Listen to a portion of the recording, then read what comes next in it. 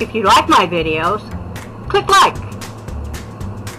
And please don't forget to subscribe. Just push that subscribe button. Thank you.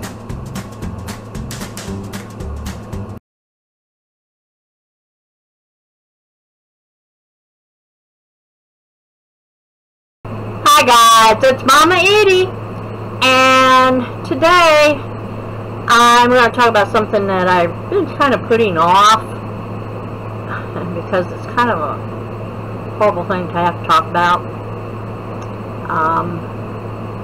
When you know your dog is ready to be euthanized. Yeah, it's not a fun subject at all. It really isn't.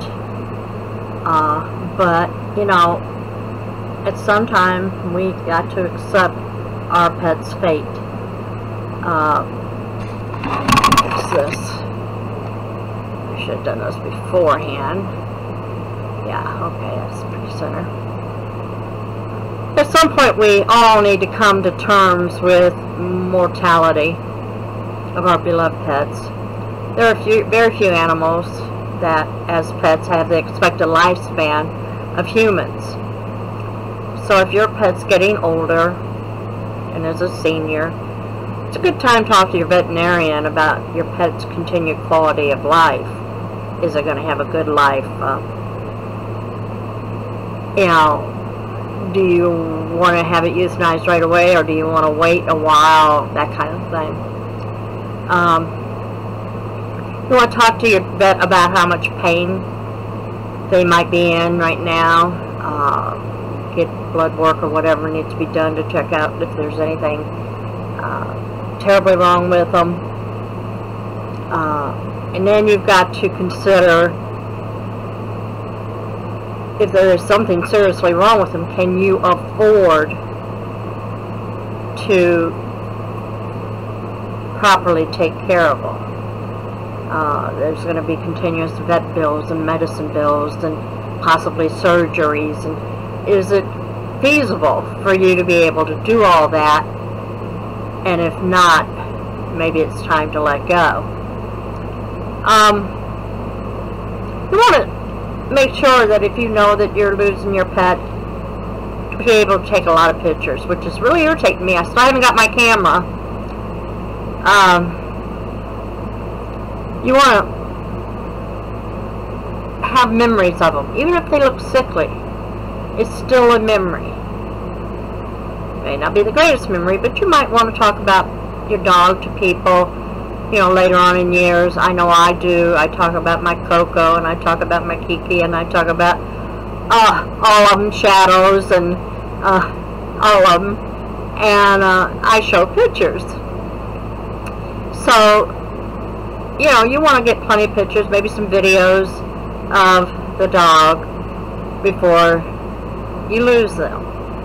And you can also dip your pet's paw in a bit of paint or ink and put it on a piece of paper that you can later display after the pet has died. It's a great idea. I hadn't really thought about that. I also have seen where now they're taking the dog's paw and putting it in different colored ink, putting it on your arm or your legs or wherever, and then going and having it tattooed. I don't know if I can go that far because I've got 4 dogs right now, and which one would I use? But it is a neat idea. It really is if you've just got one pet. Be sure to continue to spend time with your pet even though you know it's sick. Maybe talk to it and sing to it, or do things that your pet has always enjoyed, you know, when still able, like letting him curl up on your lap for hours at a time, or to spoil your pet. Discuss your pet's diet with your vet. If your pet is at an advanced age, a change in diet may make a pet happier on many levels, offering a diversity of foods or foods that are easier to eat or digest and help prevent weight loss. At the same time, respect your pet's wishes. If it wants to be left alone, don't violate your pet's comfort. Let your pet have his or her way. I mean, you know, they're getting where they're getting to be old and grumpy just like Grandpa, you know. Consider staying with your pet during euthanization. It is usually a painless procedure, and most of the time they give a relaxing shot first, and then the euthanasia shot. If not, ask for that. Your vet can do it. Some of you may not be able to handle it. It's a very hard thing to do. If you can't, and you know you can't, don't push it, but, you know, if you can, stay with your pet. I didn't with Chance, and I have felt guilty ever since that he died without me there. Make arrangements for the remains. You know, are you going to have it cremated? Are you going to have it buried in your backyard? Just what are you going to do with it? Are you going to put it in the cemetery? There are pet cemeteries now. You know, that kind of thing. Are you going to get a monument for it? Or some kind of memorial thing for it? You know, have all that ready and know what you're going to do. If your family and friends are close to your pet, give them a chance to say goodbye. You know, if you know in advance that you're going to have to euthanize them, give them time to spend some time with them. That way, they don't feel like they've been left out of your pet's life too. You know, and you know, after your pet dies, cry. If you feel like crying for days, cry. It's like losing family. Everybody knows that has a pet anymore. You've had a strong bond with it like you would with a child. You've done things for it like a parent, and now you've lost that. Of course you're sad. So if you feel like crying, cry. Don't try and hold it in, just because some people, few and far between nowadays, but there are a few people who think, oh my God, she's crying over a dog.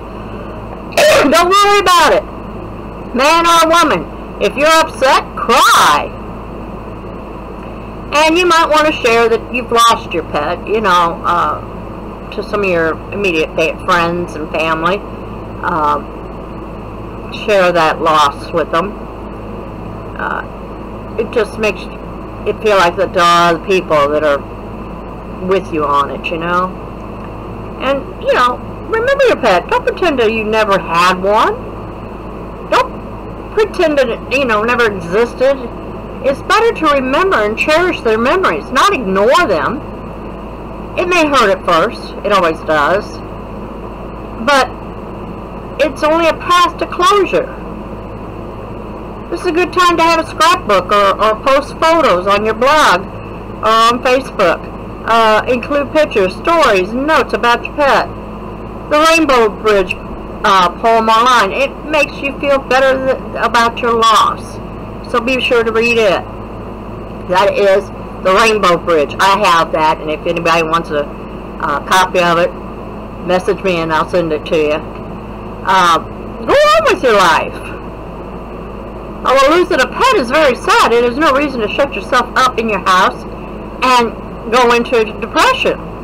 Your pet has always felt comfortable in your comfort, and the sooner you get back on track, the sooner you'll be yourself again. Consider volunteering at a local animal shelter if you can.